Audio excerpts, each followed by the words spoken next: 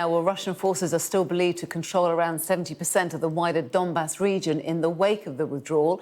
The Ministry of Defence has said it's highly likely that Moscow's troops destroyed road and rail bridges over the Dnipro River as part of their retreat.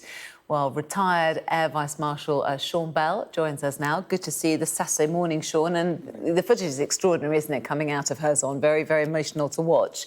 It looks like a significant defeat for President Putin. What's your take on it? Well, there's no doubt this is a decisive victory. This was the only major regional capital that Russia had seized, and this is going to be very difficult for Russia to play domestically back at home.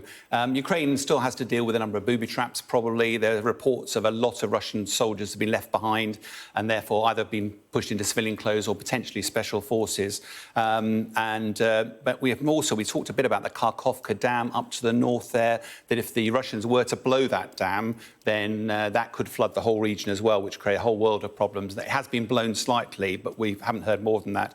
But apart from securing the city, there's no doubt this is a euphoric day. But from a military perspective, I think we have to be careful that actually it probably suited both the Ukrainians and the Russians for the Russians to withdraw from the city. And when you say suited the Russians, what do you mean? Well, Putin's military strategy almost certainly is to try to focus up in the Donbass, and he's been struggling up there, as you reported. There's a big chunk of the Donbass that he hasn't actually taken yet. That is his main effort.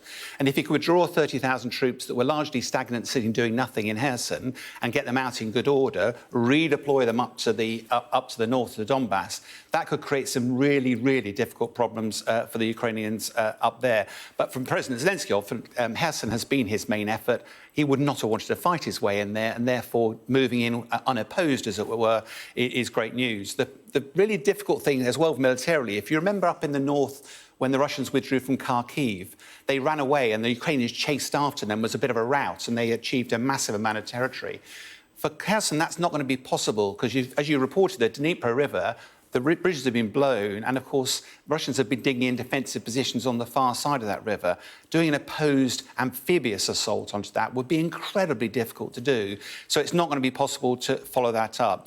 And what's evident now is Russia is digging in defensive lines all over the place, both on the Dnipro and the Donbass, and protecting. And what appears to be the case is Russia wants to be able to spin this as a success for his special military operation, turn around domestically and say success and pause. Nevertheless, though, it is a massive defeat for them, isn't it? Just 6 weeks after claiming, victory in terms of annexing this particular area. The big question is what's next? It seems that Ukraine has the momentum on its side. What happens next, do you think? Yeah, and this is the $24,000 question, isn't it? I mean, with winter fast approaching, Russia is digging in defensive positions, and that will make it very difficult for Ukrainian attacks against established defensive positions. And there's going to be feels like a bit of a stalemate brewing at the moment. From a Russian perspective, they probably are getting close to the position where they'd be happy to negotiate. But from a Ukrainian perspective, President Zelensky, almost certainly, their tails are up. They're talking about vanquishing every single Russian, even from Crimea. But it's worth pointing out from a military perspective, Crimea withstood attacks from whole armies in the Second World War. Those defensive positions still exist. It's very difficult to see how Ukraine would ever be able to take that anytime soon. The Donbass is a different matter. It's been a thorn in the side for Zelensky for ages. And besides, both sides need weapons. Russia's trying to get them from Iran. Ukraine is getting them from the West. But it's telling that Zelensky hasn't been prepared to talk to Putin yet.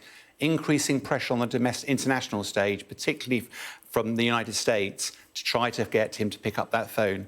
Almost certainly won't negotiate a settlement yet. Military fight these battles. The politicians come to horrible compromise. We're getting closer to the day when at least talks are going to have to start happening. Yeah, indeed. Sean, we'll see you in the next hour. For now, though, thank you very much.